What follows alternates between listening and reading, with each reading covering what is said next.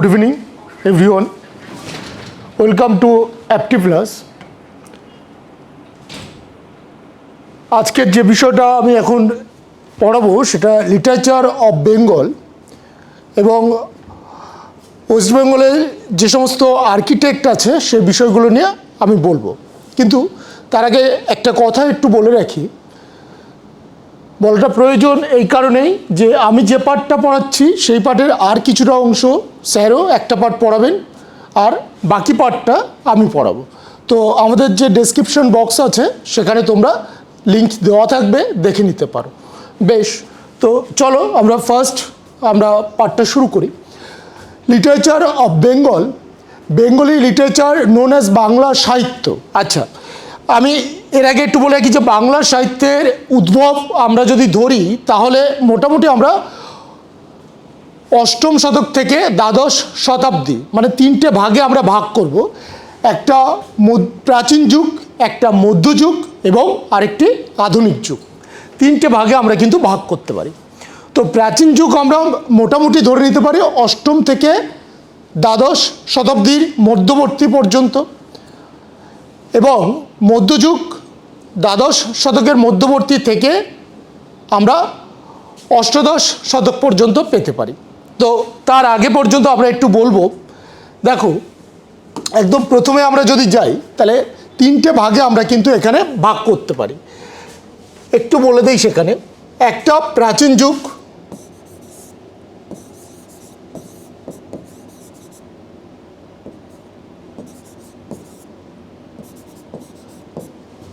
প্রাচীন যুগ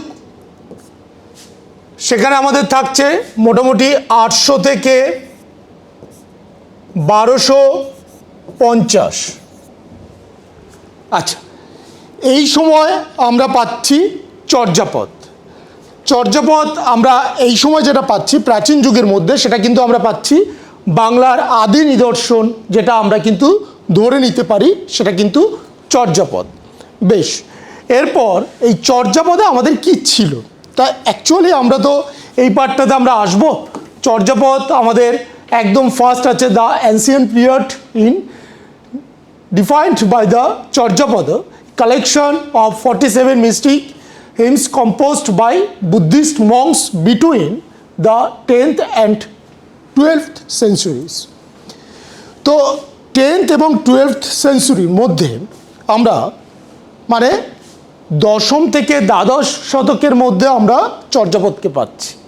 তো অ্যাকচুয়ালি এখানে বিভিন্ন যারা সমালোচক ছিলেন বাংলা সাহিত্যের, শহীদুল্লাহর মতো একরকম ছিল। শহীদুল্লাহ বলেছিলেন সপ্তম শতক থেকে দশম শতকের মধ্যে ছিল চর্যাপদ। আবার সুনীতি কুমার চট্টোপাধ্যায় একরকম বলেছেন, সুকুমার সেন একরকম বলেছিল। কিন্তু আমরা চর্যাপদকে ধরে নেব অষ্টম থেকে দ্বাদশ শতকের মধ্যে। তাহলে আমাদের বাংলা সাহিত্যের যে আদি নিদর্শন সেটাকে আমরা কিন্তু ধরে নিতে পারি যে এই অষ্টম থেকে দ্বাদশ শতকের মধ্যেই উদ্ভব হয়েছিল এবং সেটা চর্যাপদ। তো চর্যাপদ কি সরাসরি পুরোপুরি বাংলাই ছিল বা বাংলার আদি নিদর্শন? তাহলে সেই আদি নিদর্শন কতটা যুক্তিযুক্ত ছিল বা তার ভাষা কেমন ছিল? অ্যাকচুয়ালি এটা বাংলা ভাষা কিন্তু ছিল সন্ধ্যা ভাষা। সন্ধ্যা ভাষা কি? আলো আধারী ভাষা। চর্যাপদের যে ভাষা ছিল আলো আধারী ভাষা। এই চর্যাপদকে কে আবিষ্কার করেছিল? চর্যাপদকে আবিষ্কার করেছিল নেপালের রাজদরবার থেকে হরপ্রসাদ শাস্ত্রী। কিন্তু তিনি কলকাতা বিশ্ববিদ্যালয়ে গবেষণা করতেন। গবেষণা করার পর তিনি যে সময় গবেষণা করছেন ঠিক সেই সময় তিনি মোট 4 বার নেপালে গিয়েছিলেন। 1897, 1898, 1907 এবং 1922। আবিষ্কার হচ্ছে কত সালে? 1907। আমরা পাচ্ছি কোথা থেকে আবিষ্কার হচ্ছে? নেপালের রাজদরবার থেকে। কিন্তু এই চর্যাপদে কি ছিল? চর্যাপদে মূলত ছিল বৌদ্ধ সহজিয়া সাধকদের তাদের গান। তো বৌদ্ধ সহজিয়া সাধক তাদের, বৌদ্ধদের তখন উদ্ভব কোথায় হয়েছিল? গৌড়ে। সেটা কোথায়? বাংলায়। তারপর তার প্রসার কোথায় ঘটেছিল? প্রসার ঘটেছিল তিব্বত, চীনে। তাহলে যে গৌড়ে বৌদ্ধ সন্ন্যাসীদের তাদের বা বৌদ্ধদের তাদের আমরা পাচ্ছি, তাদের পরবর্তী প্রসার কিন্তু আমরা দেখতে পাচ্ছি তিব্বত এবং চীনে। ভালো কথা। তো নেপালে 1907 থেকে আবিষ্কার করলেন, বঙ্গীয় সাহিত্য পরিষদ থেকে সেটি প্রকাশিত হলো। প্রথম বাংলা নিদর্শন হিসাবে আমরা তাহলে এই গ্রন্থটাকে ধরতে পারছি। এখানে আমরা পদকর্তা হিসাবে পেয়েছি কাদেরকে? লুইপাত, কার্ণপাত, কুক্কুরিপাত, ঢেন্ডনপাত, ভুসুকপাত, সবরপাত। তাহলে আমরা এরকম 24 জন পদকর্তাকে পেয়েছিলাম। তাহলে কতজন পদকর্তাকে আমরা পেয়েছি? টোটাল আমরা 24 জন পদকর্তাকে পেয়েছিলাম। এই 24 জন পদকর্তা এবং সেখানে আমরা পদ পেয়েছিলাম, যেগুলোকে আমরা গীত বলতে পারি। 50টা গীত পেয়েছিলাম। এই 50টা গীতের মধ্যে আমরা কিন্তু মোটামুটি 46.5টা পেয়েছি, যেটা হরপ্রসাদ শাস্ত্রী আবিষ্কার করেছিলেন। তার মধ্যে 24, 25 এবং 48 নম্বর পদটি পাওয়া যায়নি, আর 23 নম্বর পদের অর্ধেক অর্থাৎ হাফ আমরা পেয়েছি। তাহলে এই 3.5টে পদ ছাড়া আমরা বাকি পদটা কিন্তু পেয়েছিলাম। তিব্বতী ভাষায় এর অনুবাদ করেছিল এবং তিব্বতী ভাষায় যেটা আমরা পেয়েছিলাম তার নাম ছিল কি? চর্যাগীতি কোষবৃত্তি। কে করেছিল? কীর্তিচন্দ্র। সেটা আবিষ্কার করেছিল কীর্তিচন্দ্রের লেখা ছিল, আবিষ্কার করেছিল প্রবোধচন্দ্র বাগচি। তাহলে আমরা এটা পেয়ে গেলাম। দেখো, তাহলে আমাদের বাংলার আদি নিদর্শন, অর্থাৎ আমরা খুব সহজে বলতে পারি বাংলা প্রথম নিদর্শন সাহিত্যের প্রাচীন যুগে, যেটা অ্যানসিয়েন্ট পিরিয়ড 650 থেকে 1200 বাংলা সাহিত্যে, তার আগেও ছিল বৈদিক যুগ, প্রাক বৈদিক যুগ, কিন্তু সেই সময় কী ছিল? সংস্কৃত ভাষার প্রচলন ছিল। তারপর হরপ্পা সভ্যতা, মহেঞ্জোদারো সভ্যতা, এগুলোও ছিল। কিন্তু নিদর্শন হিসাবে কিন্তু আমরা পেয়েছিলাম এই চর্যাপদকে। চর্যাপদ আর ভাষা কিন্তু আমি বললাম সন্ধ্যা ভাষা, যেটা আলো আধারী ভাষা, যেটাই কিছুটা বোঝা যায় কিছুটা বোঝা যায় না। হরপ্রসাদ শাস্ত্রী নিজেও বলেছিল যে 100 জনের মধ্যে হয়তো একজন বুঝতে পারবে। এবার আমি যদি তোমাকে বলি যে কিছু শব্দ আছে সেখানে, ধরো সেখানে দাবার প্রসঙ্গ ছিল 12 নম্বর পদে। এই দাবা যে 12 নম্বর পদে আমরা পেয়েছিলাম, সেখানে কিন্তু উল্লেখ ছিল 9 বল। শব্দটা কি ছিল? 9 বল। দেখো, 9 বল। তাহলে এই শব্দটা আমরা পেলাম, 9 বল শব্দটা আমরা পেয়েছিলাম কিসে? দাবা, যেটা এখন আমরা দাবা নামে পরিচিত। কত নম্বর পদে? 12 নম্বর পদে আমরা কিন্তু পেয়েছিলাম 9 বল শব্দটা। এবং সেখানে দাবার, এখনও দাবার কিন্তু 64টা ঘর আছে, তখনও আমরা কিন্তু পেয়েছিলাম 64টা ঘরের কথা। তাহলে এইরকম আমরা পুলিন্দ থেকে শুরু করে অনেক শব্দ পাই, যে শব্দগুলো কিন্তু তার গূঢ় অর্থ বহন করে। তো চর্যাপদে আমরা সেই গূঢ় অর্থ আমরা কিন্তু পাই, যেটা হচ্ছে অভিপ্রায়িক সাংকেতিক ভাষা, যেটাকে বলা যায় অভিপ্রায়িক সাংকেতিক ভাষা। তাহলে চর্যাপদের ভাষা কী ছিল? অভিপ্রায়িক সাংকেতিক ভাষা। এই ছিল আমাদের কিন্তু অ্যানসিয়েন্ট পিরিয়ডে। তাহলে আমরা এখানে কিন্তু পাচ্ছি সন্ধ্যা ভাষা। দেখো এখানে আছে, যেটা ডাস্ক ল্যাঙ্গুয়েজ বলে আছে by Shastri, due to its enigmatic nature and notable monks who contributed to the Charyapada included Luipada, Karnapada and Kukkuripada. আমরা 24 জন পদকর্তার নাম পেয়েছি, সেটাও কিন্তু আমি বলে দিলাম। ঠিক আছে, তাহলে এটা মোটামুটি তোমাদের কাছে বুঝতে পারলে যে তাহলে আমাদের প্রথম যেটা আমরা পেয়েছিলাম সেটা আমরা কিন্তু পদটা তাহলে আমরা এখানে পাচ্ছি, চর্যাপদের মধ্যে আমরা পাচ্ছি। এরপর আমাদের ফার্স্ট আমি বলেছিলাম, দেখো এখানে লিখে দিয়েছিলাম ফার্স্ট প্রাচীন যুগ আমি লিখেছিলাম। এরপর আমাদের আসবে মধ্যযুগ। মধ্যযুগ আমরা কোন সময়টাকে ধরবো? আমরা মধ্যযুগকে ধরবো মোটামুটি ধরে নাও 1251 থেকে আমরা কিন্তু পাবো 1760।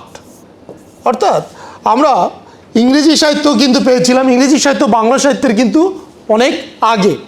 সেখানে আমরা পেয়েছিলাম 450, মানে 450 মানে পঞ্চম শতকের মাঝামাঝি সময়ে আমরা পেয়েছিলাম অ্যাংলো স্যাক্সন যুগ।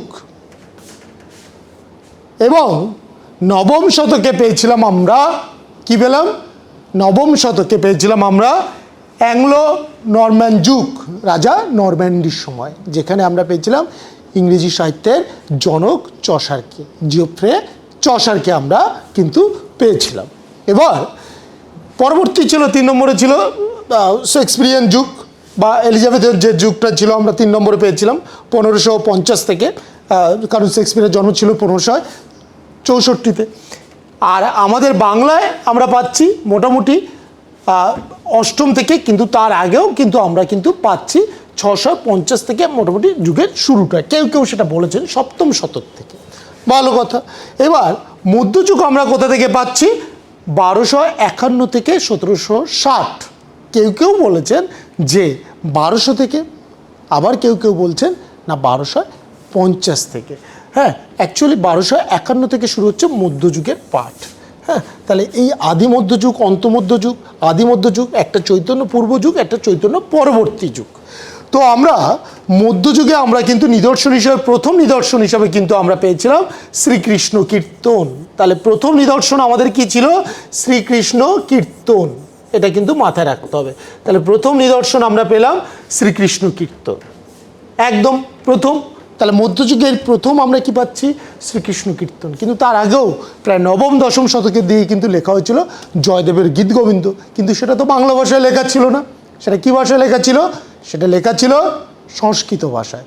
যেহেতু সংস্কৃত ভাষায় লেখা ছিল, সেই জন্য এই সংস্কৃত ভাষায় থেকেও কিন্তু বাংলার অনেক ভাবনাটাও কিন্তু আমরা কিন্তু পেয়েছি। তাহলে শুরুটা কিন্তু ওখানে পাচ্ছি। তাহলে প্রথম বলা যেতে পারে চর্যাপদ প্রাচীন যুগের প্রথম নিদর্শন হতে পারে, কিন্তু তার সম্পূর্ণ রূপ আনলো কিন্তু শ্রীকৃষ্ণ কীর্তন। কী ছিল শ্রীকৃষ্ণ কীর্তনে, রাধা এবং কৃষ্ণের লীলা কীর্তন সেখানে কিন্তু আমরা পাচ্ছি। অর্থাৎ এটি একটি রোমান্টিক কাব্য বলা যেতে পারে, যেখানে প্রণয় উঠে এসছে কার, রাধা এবং কৃষ্ণের, যেখানে 13টি খণ্ডে বিভক্ত হচ্ছে। এবং কার এটা লেখা ছিল, বড়ুচণ্ডী দাসের। কে খুঁজে পেয়েছিল, বসন্তরঞ্জন রায় বিদ্যবল্লভ। কোথা থেকে খুঁজে পেয়েছিল বসন্তরঞ্জন রায় বিদ্যবল্লভ শ্রীকৃষ্ণ কীর্তনকে, এটা খুঁজে পেয়েছিল বাঁকুড়া জেলার, কোথা থেকে, গোয়ালমাত্রা থেকে, গোয়ালের ছাদ থেকে, বাঁকুড়া জেলায়। হ্যাঁ, তাহলে আমরা এই যে শ্রীকৃষ্ণ কীর্তনকে খুঁজে পেলাম, সেখানে তারপরে আমরা কি সেখানে দেখতে পেলাম রাধা এবং কৃষ্ণের প্রণয়, যেটি 13টি খণ্ডে বিভক্ত ছিল। 13টি খণ্ডে মোট বিভক্ত ছিল, যার শুরুটা ছিল জন্মখণ্ড দিয়ে এবং শেষটা ছিল কি ছিল, রাধা বিরহ। সেটাকে কিন্তু খণ্ড বলছি না, এটা নিয়েই অনেকে আবার মতভেদ আছে।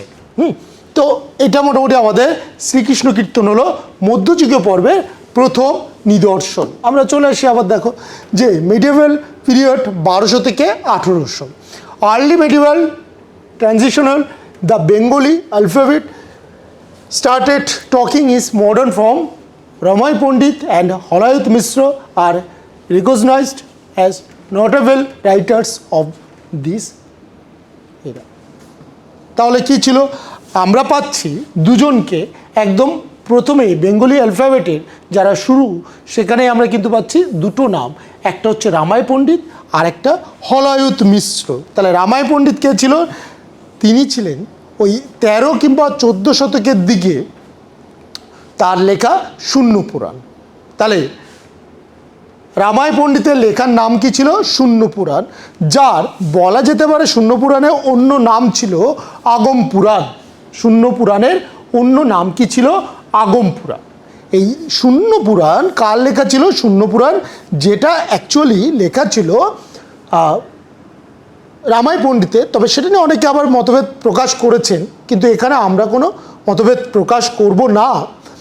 তার কারণ এটা লেখাই ছিল রামায় পণ্ডিতের, এবং এই রামায় পণ্ডিতের যে শূন্য পুরাণ সেটা কিন্তু অ্যাকচুয়ালি ছিল চম্পু জাতীয় কাব্য। এবার প্রশ্ন, চম্পু জাতীয় কাব্য কি? চম্পু জাতীয় কাব্য হলো যেটা গদ্য এবং পদ্যের সংমিশ্রণ থাকে।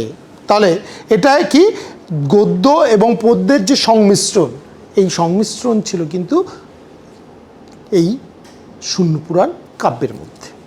এই শূন্য পুরাণ কাব্যে আমরা কিন্তু পাচ্ছি বৌদ্ধ ধর্মীয় তত্ত্বের ভাবনা, অর্থাৎ এটা একটা বৌদ্ধ ধর্মীয় তত্ত্বের ভাবনা এই কাব্যের মধ্যে কিন্তু উঠে এসেছিল। কার? রামাই পণ্ডিতের তোমার শূন্য পুরাণে। এই রামাই পণ্ডিতের জন্ম ছিল কোথায়? রামাই পণ্ডিতের জন্ম ছিল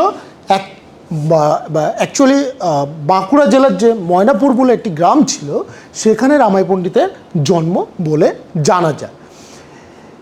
এরপর আমরা পাচ্ছি হলায়ুত মিশ্র। দেখো নামটা হলায়ুত মিশ্র। হলায়ুত মিশ্রর তারও লেখা ছিল। হলায়ুত মিশ্র আমরা লক্ষণ সেনের সভাকবি হিসেবে চিনি হলায়ুত মিশ্রকে।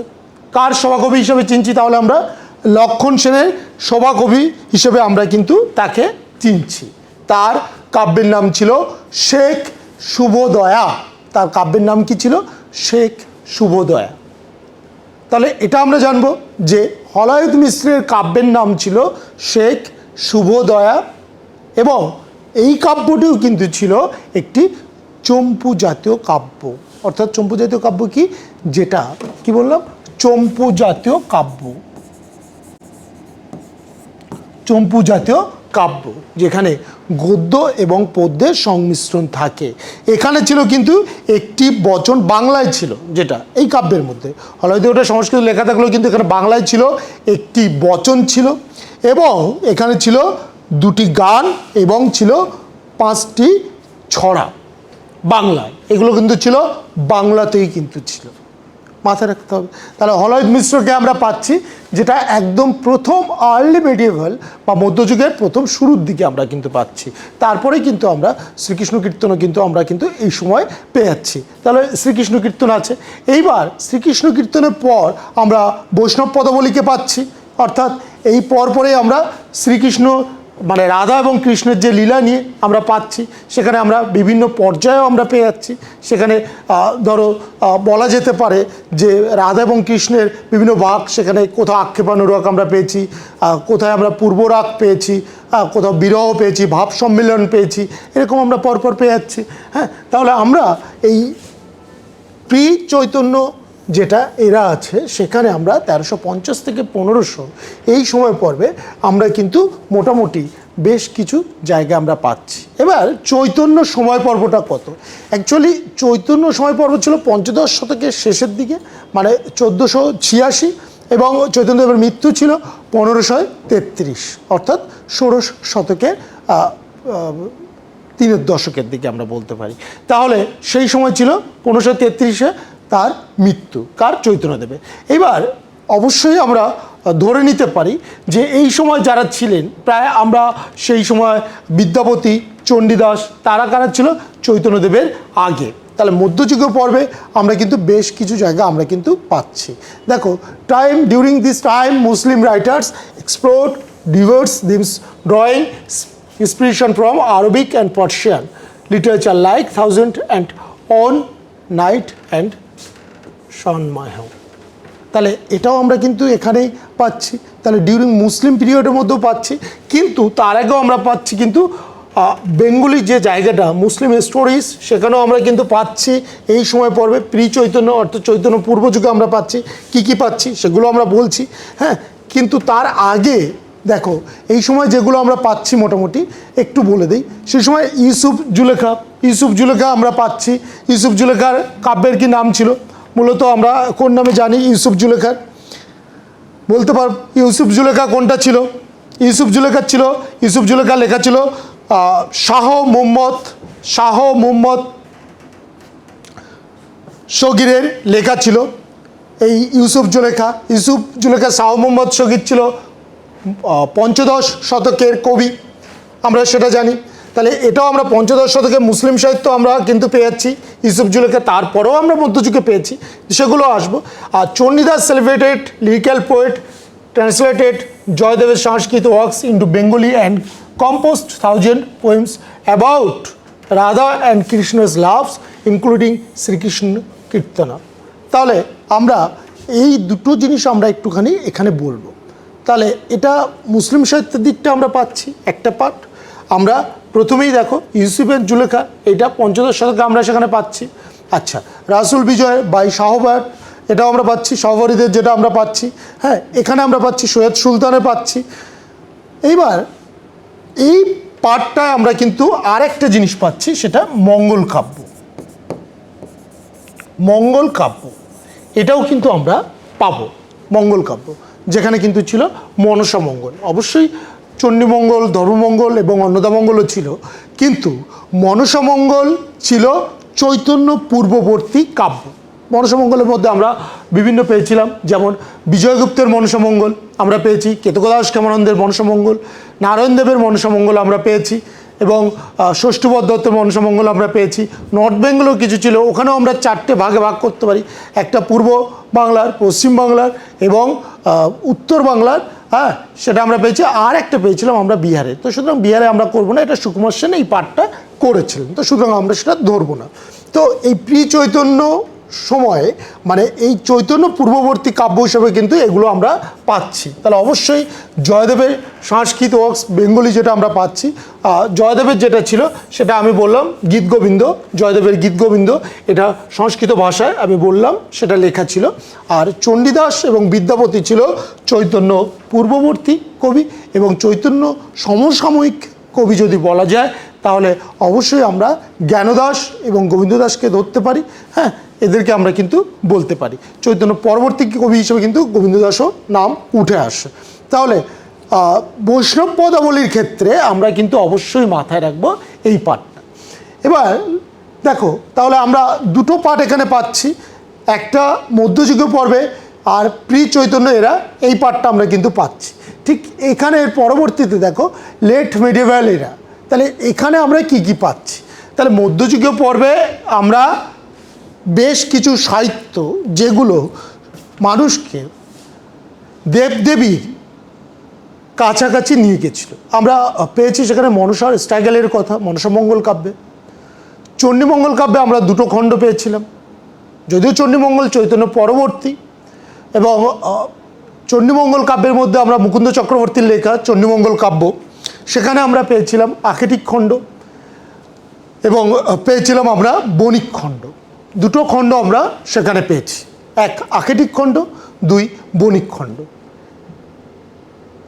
ঘটনার পরম্পরা কিন্তু সেখানেও ছিল, যেহেতু মধ্যযুগ পিরিয়ড, সেই জন্য মধ্যযুগে কিন্তু আমরা সেখানে কিছু কল্পনার বিস্তারও দেখেছি, বা অতিরঞ্জিত কিছু বিষয় আমরা কিন্তু সেখানে দেখেছি, কিন্তু সেটা আমরা এখন ধরবো না, যেহেতু মধ্যযুগীয় পিরিয়ডে ছিল।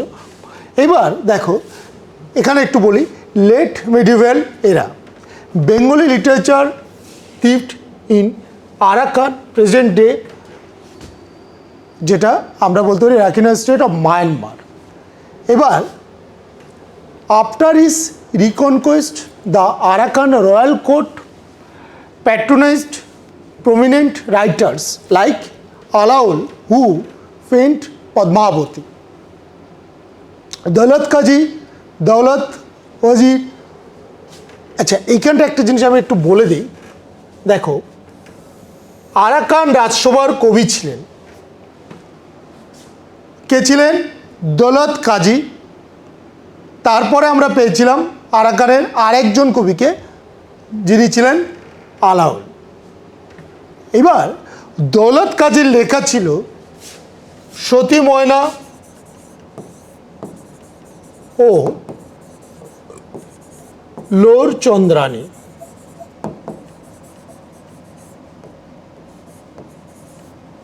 তাহলে কি বললাম? দৌলত কাজীর লেখা ছিল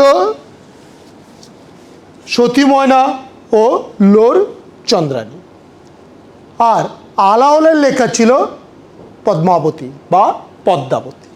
এবার এখানটা একটু বলি, সতী ময়না ও লোর চন্দ্রানী, এইখানে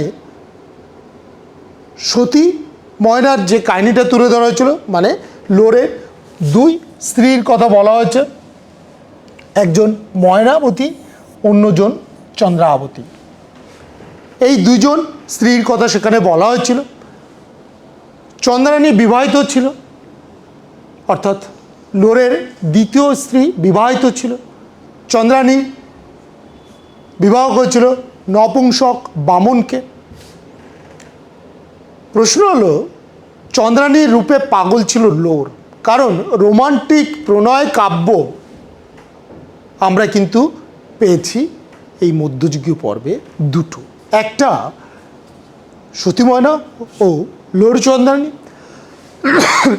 সরি, আর দ্বিতীয়টা পেয়েছিলাম আমরা আলাওলের লেখা পদ্মাবতী বা পদ্মাবতী।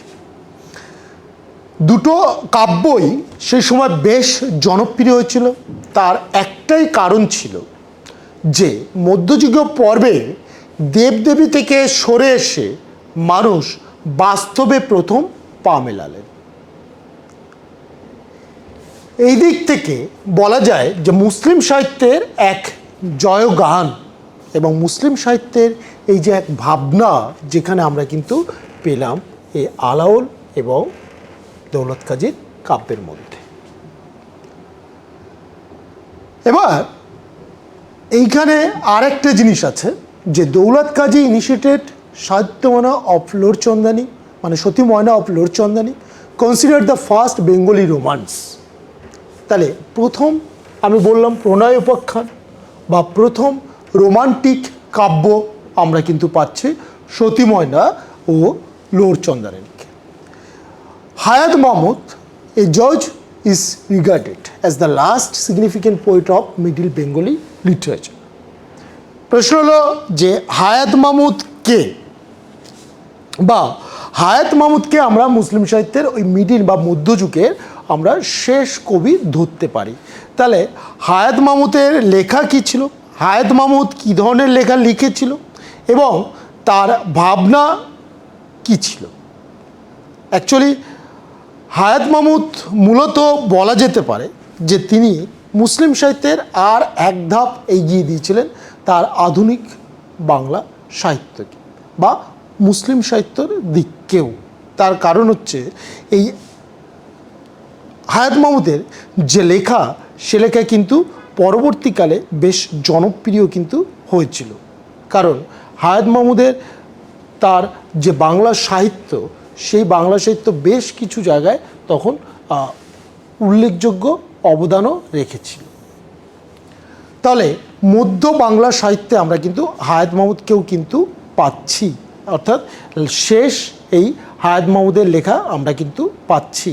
তার আগে কিন্তু আমরা আর এই পর্যন্ত আমরা মুসলিম সাহিত্য কিন্তু পাচ্ছি।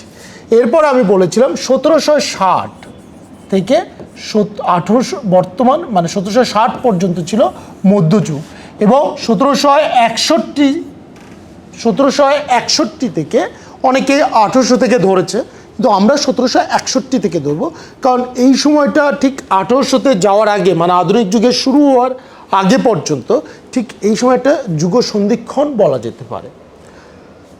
তাহলে মেডিয়েভাল বা মধ্যযুগে আমরা তাহলে কি কি পেলাম? এই সময় আমরা তাহলে পাচ্ছি মধ্যযুগীয় পর্বে শ্রীকৃষ্ণ কীর্তন, আমরা পাচ্ছি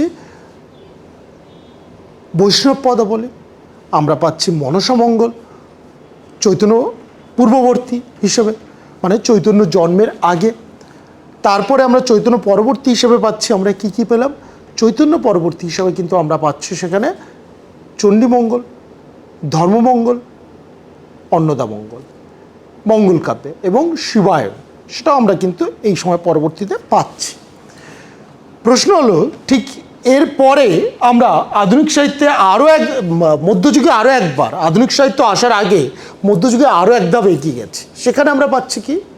শাক্ত পদাবলী, আমরা পাচ্ছি চৈতন্য জীবনী কাব্য এবং অনুবাদ সাহিত্য। সপ্তদশ শতকে আর এক বড়, চৈতন্য পরবর্তীতে আর এক বড় উদ্যোগ, সেটা হচ্ছে চৈতন্য জীবনী কাব্য এবং পাশাপাশি অনুবাদ সাহিত্য। অনুবাদ সাহিত্য হিসেবে কিন্তু আমরা 3টে কাব্য পেয়েছিলাম। এক, রামায়ণ, যার মূল লেখক ছিলেন বাল্মীকি এবং বাংলায় লিখেছিলেন কে? কৃত্তিবাস ওঝা। মহাভারত, যার আদি লেখক ছিলেন বেদব্যাস এবং বাংলায় লিখেছিলেন কিন্তু কাশিরাম দাস। এরপরে আমরা কিন্তু পাচ্ছি মালাধর বসুর শ্রীকৃষ্ণ বিজয় কাব্য, যেটা মহাভারতের অনুসরণে লেখা হয়েছিল। তাহলে এই 3টি ছিল কিন্তু আমাদের কাছে অনুবাদ সাহিত্য। কিন্তু এই অনুবাদ সাহিত্য কিন্তু ছিল ভাবানুবাদ, অর্থাৎ ট্রান্সক্রিয়েশন, নট ট্রান্সলেশন। তার মানে কি, আমি বললাম যে এই কাব্যগুলো ছিল ভাবানুবাদ, আক্ষরিক অনুবাদ কিন্তু নয়, মানে ট্রান্সলেশন কিন্তু নয়, ট্রান্সক্রিয়েশন অর্থাৎ ভাবানুবাদ। এবার অনুবাদ সাহিত্য সেই সময় বেশ জনপ্রিয় হয়েছিল মানুষের কাছে, সাধারণ মানুষের কাছে, কারণ সংস্কৃতের যে গুরুগম্ভীর এবং কঠিন দুর্বোধ্য ভাষা সাধারণ মানুষের কাছে ছিল, তার থেকে সহজ এবং বেশ সাবলীল বাংলায় কিন্তু লিখলেন কৃত্তিবাস ওঝা এবং কাশিরাম দাস। পরবর্তীতে আমরা কিন্তু দেখতে পাচ্ছি যে এর পরবর্তীতে আমরা ঠিক এলো তোমার শাক্ত পদাবলী।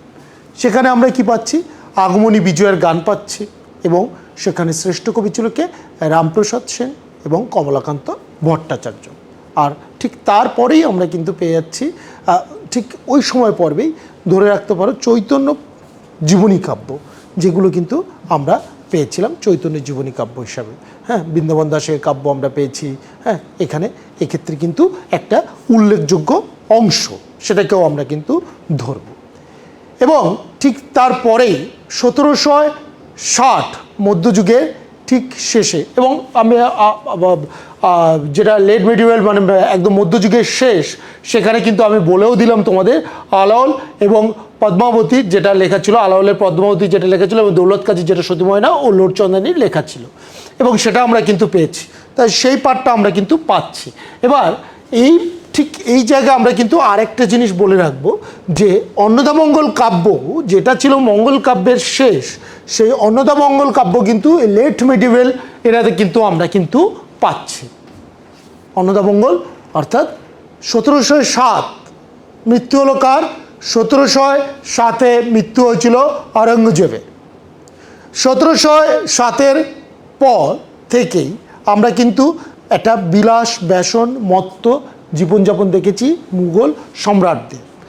এই সময় বাংলায় যে সমস্ত সম্রাটদের আমরা পেলাম, তার মধ্যে উল্লেখযোগ্য মুর্শিদ কুলি খাঁ, 1787 তিনি বাংলার নবাব হলেন। এরপরে একের পর এক 1717-তে 1717 এবং 1727, এরপরে ছিলেন সরফরাজ খাঁ ছিলেন, আলীবর্দী খাঁ ছিলেন, এবং তারপর হলেন তোমার সিরাজদৌল্লা 1757-তে। কিন্তু ঠিক এই সময় পর্বে, ঠিক ইংরেজরা যখন আসবে, ঠিক সেই সময় পর্বে আমরা কিন্তু পাচ্ছি, অর্থাৎ 1760-এর আমরা কাকে পেলাম, 1760-এর মধ্যে আমরা পেয়েছিলাম 1712 থেকে 1760 ভারতচন্দ্র, রায়গুণকার ভারতচন্দ্র, যিনি কোন কাব্য লিখেছিলেন, অন্নদামঙ্গল কাব্য, যেখানে সেই বিখ্যাত লাইন ছিল, কি লাইন, আমার সন্তান যেন থাকে দুধে ভাতে। এই যে উক্তি, যে আমার সন্তান, অর্থাৎ সর্বসন্তানের জন্য এক পিতার চাওয়া, সন্তানের জন্য এই যে সন্তান শুধু কি করে আমার সন্তান শুধু দুধে ভাতে থাকবে, ঈশ্বরের কাছে এটুকু চাওয়া পাওয়া এক মধ্যবিত্ত শ্রেণী, এক নিম্ন শ্রেণী মানুষের এই চাওয়া পাওয়ার দিকটাই কিন্তু এখানে কিন্তু উঠে এসেছিল মধ্যযুগীয় পর্বের ঠিক শেষ লগ্নে, অর্থাৎ এই 1760 এই পর্যন্তই কিন্তু ছিল অন্নদামঙ্গল কাব্যের শেষ থেকেই আমরা কিন্তু পাচ্ছি মধ্যযুগ কাব্যের মধ্যযুগ পর্বের শেষ। ঠিক 1761 থেকে কিন্তু আমরা পাচ্ছি, সেই সময় থেকে আমরা পাচ্ছি ঠিক আধুনিক যুগের একটা যুগ সন্ধিক্ষণের সময়। এই যুগ সন্ধিক্ষণের সময় পর আমরা পাচ্ছি মডার্ন পিরিয়ড, অর্থাৎ আধুনিক যুগ, অর্থাৎ এইটা আমরা পাচ্ছি 1800-তে, যেখানে আমরা পাচ্ছি ফোর্ট উইলিয়াম কলেজ 1800 এবং শ্রীরামপুর ব্যাপটিস্ট মিশন, এটা পেয়েছিলাম 1801-এ। তাহলে এই সময় আমরা কি হচ্ছে দেখছি, ইংরেজরা তারা নিজেদের স্বার্থের জন্য দুটি মিশন তৈরি করলেন, মানে দুটো কলেজ তৈরি করলেন, একটা ফোর্ট উইলিয়াম কলেজ আর একটা শ্রীরামপুর ব্যাপটিস্ট মিশন, দুটো তৈরি করলেন। ভালো, তো দেখা গেল যে বেশি দিন চলেনি, 1816 1815 এরকম পর্যন্ত চলেছিল দুটো কলেজ, বেশি দিন চলেনি। কিন্তু এই সময় দেখছি Christian missionary Sanskrit educated Bengali scholars initiated modernism through prose. তাহলে খ্রিস্টান মিশনারিদের তাদের প্রিন্টেড ফার্স্ট বেঙ্গলি বুকস আমরা এখানে পাচ্ছি, ইনক্লুডিং ডোম অ্যান্টোনিয়াস, যেখানে আমরা পাচ্ছি ব্রাহ্মণ রোমান ক্যাথলিক সংবাদ, আর কি পাচ্ছি scholars at Fort William College for the developed prose writing by creating text books. তাহলে দুটো আমরা এখানে পাচ্ছি। এবার এইখানে আমরা একটা আমি বলে দিলাম যে ফোর্ট উইলিয়াম কলেজ, দেখো আর একটা বললাম শ্রীরামপুর ব্যাপটিস্ট মিশন, দুটো কলেজের প্রতিষ্ঠা হয়েছিল। তাহলে এই দুটো কলেজ তখন কিন্তু বেশ কাদের জন্য, ইংরেজরাও সেখানে কিন্তু তারা নিজেরাও কিন্তু সেখানে পড়াশোনা করতো। সেখানে কারা পড়াতো, আমাদের বাঙালি অধ্যাপকরা। তারা কারা ছিলেন, বলা যেতে পারে যে একজন ছিল তোমার রামরাম বসু, এনার নাম ভীষণ উল্লেখযোগ্য, মদন মোহন তর্কালঙ্কার, এরা কিন্তু অনেকেই কিন্তু এই সময় কিন্তু এই কলেজে কিন্তু পড়াতেন। এরপরে আমরা পাচ্ছি ঠিক তারপরে পরে বাংলা একটা উন্নত হচ্ছে, ফোর্ট উইলিয়াম কলেজ একটা রেনেসাঁ নবজাগরণের যুগ, আমরা এই সময়টাকে বলতে পারি মডার্ন পিরিয়ড। অর্থাৎ সেই নবজাগরণের যুগের প্রতীকীত কে হলেন, রামমোহন রয়। রাজা রামমোহন রয় contributed to Bengali religious and educational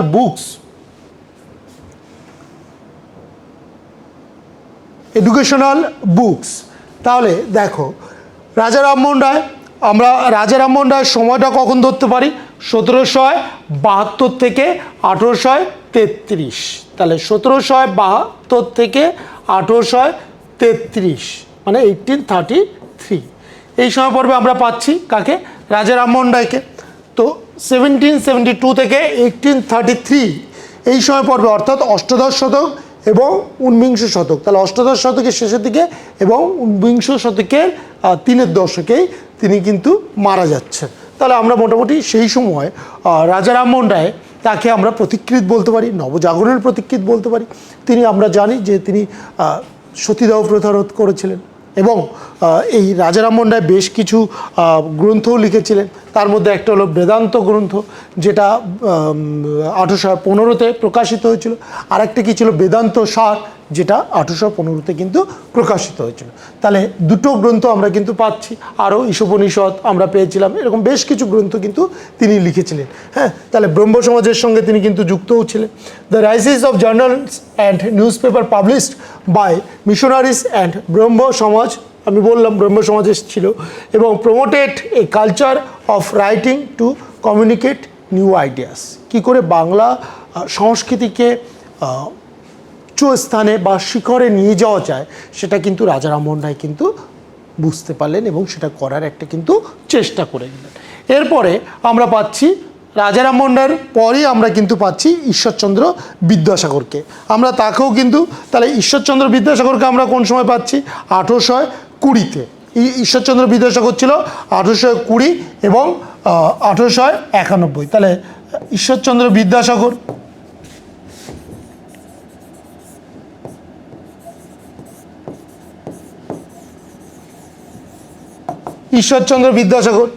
Ishwarchandra বিদ্যাসাগরের জন্ম কত, 1820 এবং মৃত্যু 1891। তাহলে আমরা ঈশ্বরচন্দ্র বিদ্যাসাগর অর্থাৎ এর পরেই আমরা কিন্তু পাচ্ছি। তাহলে 1833-এ রাজা রামমোহন রায়ের মৃত্যু হচ্ছে, তার আগে ঈশ্বরচন্দ্র বিদ্যাসাগর, আমরা আরও একজন মহামানবকে কিন্তু পেয়ে যাচ্ছি। তাহলে তার সময়টা কত, 1820 থেকে 1891 এই সময় পড়বে।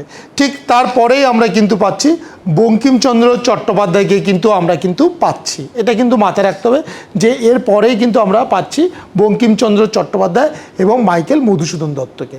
তবে মাইকেল মধুসূদন দত্ত বঙ্কিমচন্দ্র চট্টোপাধ্যায়ের আগেই ছিলেন, কারণ মাইকেল মধুসূদন দত্তের জন্ম ছিল 1824 ছিল মাইকেল মধুসূদনের জন্ম এবং মৃত্যু ছিল 1873। এটা কিন্তু মাথায় রাখো যে মৃত্যু ছিল 1873, অর্থাৎ 1824 এবং 1873। তাহলে এই সময় পর্বটা আমরা কাকে পাচ্ছি, মাইকেল মধুসূদন দত্তকে। ঠিক তারপরেই কিন্তু আমরা পাচ্ছি বঙ্কিমচন্দ্র চট্টোপাধ্যায়কে। তাহলে বঙ্কিমচন্দ্র চট্টোপাধ্যায়কে আমরা যখন পাচ্ছি, তার বঙ্কিমচন্দ্র চট্টোপাধ্যায়ের জন্ম কত ছিল, 1838। বঙ্কিমচন্দ্র চট্টোপাধ্যায় 1838-এ কিন্তু জন্ম ছিল। তাহলে বঙ্কিমচন্দ্র চট্টোপাধ্যায়ের জন্ম কত সালে, 1838-এ এবং মৃত্যু ছিল 1894 মানে 1894। ঠিক আছে, তাহলে 38 এবং 1894। এবার দেখো ঈশ্বরচন্দ্র বিদ্যাসাগর আমরা অনেক গ্রন্থ তার অভিজ্ঞান শকুন্তলম, যেটা কালিদাসের অভিজ্ঞান জ্ঞানম শকুন্তলম থেকে অভিজ্ঞান শকুন্তলা লিখেছিল। হ্যাঁ, তাছাড়াও তার বর্ণ পরিচয় আমরা পাচ্ছি। হ্যাঁ, মানে বিভিন্ন তার অনেক গ্রন্থ, অনুবাদ গ্রন্থ আমরা কিন্তু পেয়েছি। এবং পাশাপাশি এটাও জেনে রাখো কালিদাস কিন্তু ছিল একদম সর্বপ্রথম মানে ওই চতুর্থ শতক থেকে ষষ্ঠ শতকে এই মধ্যবর্তী সময়, কিন্তু তার লেখাও কিন্তু কালিদাসের লেখাও কিন্তু এটাও বাংলা সাহিত্যের উপর বিরাট প্রভাব কিন্তু পড়েছিল। ঠিক আছে, তো আমরা সেখানে কিন্তু পেলাম ঈশ্বরচন্দ্র বিদ্যাসাগরকে। এরপরে আমরা 1824 পেলাম কাকে? মাইকেল মধুসূদন দত্ত, যা তিলোত্তম সম্ভব কাব্য 1860 প্রকাশিত হয়েছিল, was the first Bengali poem of blank verse. আচ্ছা, তিনি সনেট রচনা করেছিলেন, চতুর্দশপদী কবিতাবলী তিনি লিখেছিলেন পেত্রাকীয় রীতিতে, ইতালিয়ান কবি পেত্রাকের রীতিতে। এর আগেও সনেট লিখেছিলেন কে? শেক্সপিয়ারও সনেট লিখেছিলেন। কিন্তু মাইকেল মধুসূদন যে চতুর্দশপদী কবিতা বলি এবং যে সনেট লিখলেন সেটা কিন্তু পেত্রাকীয় ইতালিয়ান কবি পেত্রাকের রীতিতেই তিনি কিন্তু লিখলেন। তাহলে এটা আমরা কিন্তু বুঝতে পারলাম যে পেত্রাকের রীতিতে তিনি লিখলেন।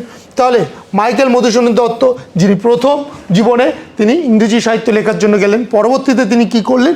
পরবর্তীতে তিনি কিন্তু বাংলা সাহিত্যের প্রতি তিনি কিন্তু অনেকখানি তার মানে নির্ভর করতে শুরু করলেন এবং বাংলা সাহিত্যে তিনি বেশ কিছু অবদান রেখেছিলেন। তার মধ্যে অন্যতম বলা যায় মেঘনাদ বধ কাব্য, যেটা যে আমরা সচরাচর যে রামায়ণের ভাবনা থেকেই নেওয়া হয়, কিন্তু সচরাচর যেখানে আমরা দেখতে পাচ্ছি রামায়ণকেই আমাদের সমস্ত কিছু, রামায়ণের রামচন্দ্র যেখানে সমস্ত কিছু, সেখান থেকে সরে এসে তিনি ইন্দ্রজিৎকে কিন্তু সৃষ্ট করেছিলেন। মেঘনাদ অর্থাৎ ইন্দ্রজিতের কথা বলা হয়েছিল, ইন্দ্রকে জয় করেছিল, সেই ইন্দ্রজিতের কথা বলা হয়েছিল।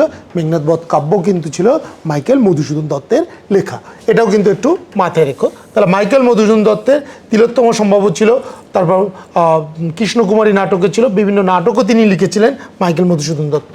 তাহলে আধুনিক যুগে আমরা আবারও পাচ্ছি এরপর বঙ্কিমচন্দ্র চ্যাটার্জি, বঙ্কিমচন্দ্র চট্টোপাধ্যায় বা চ্যাটার্জি, তাকে আমরা পাচ্ছি কিন্তু 1838 থেকে 1894। তার লেখা প্রথম রাজমোহন সাহিব ইংলিশে লেখা ছিল। কিন্তু বঙ্কিমচন্দ্র চট্টোপাধ্যায়ের আরেকটা জিনিস জেনে রাখাটা তোমাদের দরকার, বঙ্কিমচন্দ্র চট্টোপাধ্যায়কে সাহিত্য সম্রাট বলা হয় এবং তিনি উপন্যাস লিখেছিলেন প্রথম, এটাই আমরা জানি, কিন্তু না, তিনি সাহিত্যের প্রথম শুরু করেছিলেন কবিতা দিয়ে। তাহলে সাহিত্যের প্রথম শুরু করেছিলেন কিন্তু বঙ্কিমচন্দ্র চট্টোপাধ্যায় কবিতা দিয়ে, এটা কিন্তু মাথায় রাখতে হবে। হ্যাঁ, এবং পরবর্তীতে তিনি উপন্যাস এলেন। বঙ্কিমচন্দ্র চট্টোপাধ্যায় প্রথম উপন্যাস ইংরেজিতে লিখেছিলেন যার নাম ছিল রাজমোহন সাহিব, এবং পরবর্তীতে তার প্রথম বাংলা যে উপন্যাস ছিল সেটা ছিল দুর্গেশ নন্দিনী।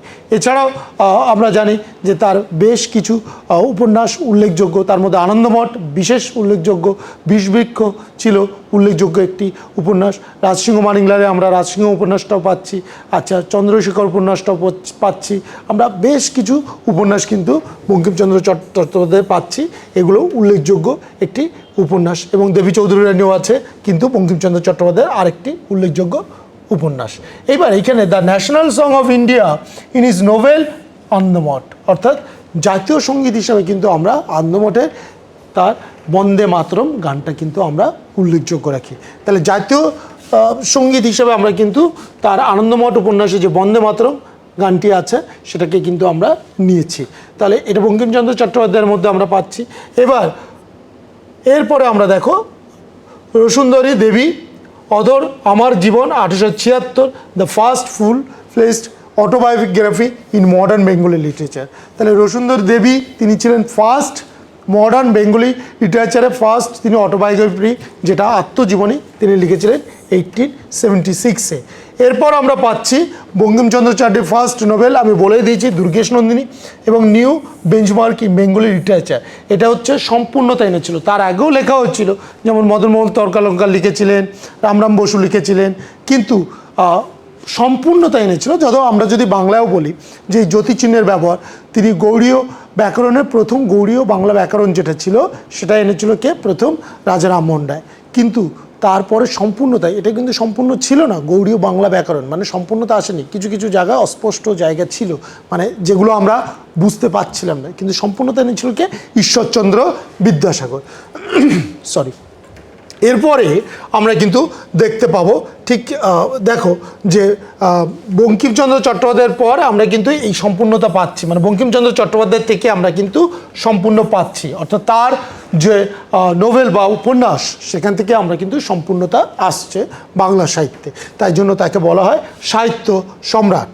এরপরে বঙ্কিমচন্দ্র চট্টোপাধ্যায়ের পর আমরা পাচ্ছি রবীন্দ্রনাথ ঠাকুরকে, তার আগেও আমরা আরও কিছু কবি পেয়েছি, কিন্তু রবীন্দ্রনাথ ঠাকুর বলা যেতে পারে উল্লেখযোগ্য। যেমন বিহারীলাল চক্রবর্তীকেও আমরা পেয়েছি, তিনি গুরু হিসেবে মানতেন রবীন্দ্রনাথ ঠাকুর। হ্যাঁ, এবার ঠাকুর পরিবারের একটা বিরাট অংশ জড়িত, চিত্র থেকে শুরু করে বলা যেতে পারে জ্যোতিষশাস্ত্র থেকে শুরু করে সমস্ত বিষয়ে, হ্যাঁ মানে গান থেকে শুরু করে, চিত্র থেকে শুরু করে, ভাস্কর্য থেকে শুরু করে সমস্ত বিষয় কিন্তু টেগোর পরিবার একটা বেশ শিখরে তখন অবস্থান করছে। তো ঠাকুর পরিবারে অবশ্যই রবীন্দ্রনাথ ঠাকুর, আমরা জানি প্রিন্স দ্বারকানাথ ঠাকুর ছিলেন তার ঠাকুরদাদা এবং দেবেন্দ্রনাথ ঠাকুর ছিলেন তার বাবা। রবীন্দ্রনাথ ঠাকুর এশিয়ার first Nobel laureate in literature. তাহলে এই লিটারেচার পার্টে আমরা কিন্তু আরেকটা পার্ট এখানে উল্লেখযোগ্য, যেটা প্রথম তিনি কিন্তু এশিয়ার মধ্যে তিনি ফার্স্ট নোবেল পেয়েছিলেন সাহিত্যে। এটা কিন্তু মাথায় রেখো, কত সালে? 1913-তে। কিসের জন্য? তার গীতাঞ্জলি কাব্যে নৈবেদ্য কবিতাটি উল্লেখযোগ্য সেই জন্য। আচ্ছা, Tagore wrote both India's national anthem Janagana Mana and Bangladesh আমার সোনার বাংলা, আমি তোমায় ভালোবাসি। এই যে দুটো গান দুই দেশে, একটা ভারতবর্ষে যেটা আছে জাতীয়, যেটা এখানে দেখো যে রোট বোথ ইন্ডিয়া ন্যাশনাল অ্যান্থেম, যেটা আছে একটা ন্যাশনাল অ্যান্থেম হিসেবে, একটা ছিল জনগণ মন অ্যান্ড বাংলাদেশ যেটা ছিল আমার সোনার বাংলা। দুই দেশেই কিন্তু জাতীয় সঙ্গীত হিসাবে কিন্তু উল্লেখযোগ্য। আচ্ছা, his short stories like the homecoming are celebrated for the exploration of human emotions and social issues. এবার রবীন্দ্রনাথ ঠাকুরকে নিয়ে তো শেষ করা যায় না, বা রবীন্দ্রনাথ ঠাকুরকে নিয়ে বলার কোনো জায়গা রাখে না। রবীন্দ্রনাথ একটা হিউজ মাপের, মানে বলা যেতে পারে রবীন্দ্রনাথ কি নেই রবীন্দ্রনাথের মধ্যে, কোন ধারাবাহিকতা তিনি লেখেননি। ছোট গল্প, উপন্যাস, কাব্য কবিতা, প্রবন্ধ, চিঠিপত্র থেকে শুরু করে নাটক, মানে কোন ধারায় তিনি লেখেননি। এটা বিরাট ভাবনা, প্রবন্ধ, মানে এবার গান, হ্যাঁ মানে এত প্রায় 2200 সামথিং মতো গান, প্রায় 2232টা মতো গান তিনি লিখেছিলেন। যদি নজরুল তার চেয়ে বেশি লিখেছিলেন।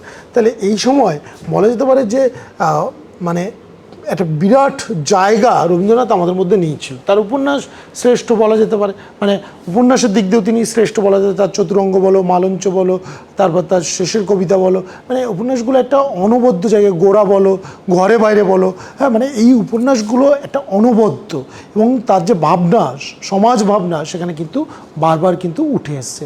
সমাজের প্রতি তার যে একটা দায়বদ্ধতা, তা আমরা জালিয়ানওয়ালাবাগ হত্যাকাণ্ডেও আমরা কিন্তু সেটা কিন্তু পেয়েছি। অর্থাৎ জালিয়ানওয়ালাবাগ হত্যাকাণ্ডে সেখানে তার নাইট উপাধি ত্যাগ, তারপর বঙ্গভঙ্গ 1905-এ সেখানে রাখি বন্ধন, সেটাও কিন্তু আমরা কিন্তু পেয়েছি।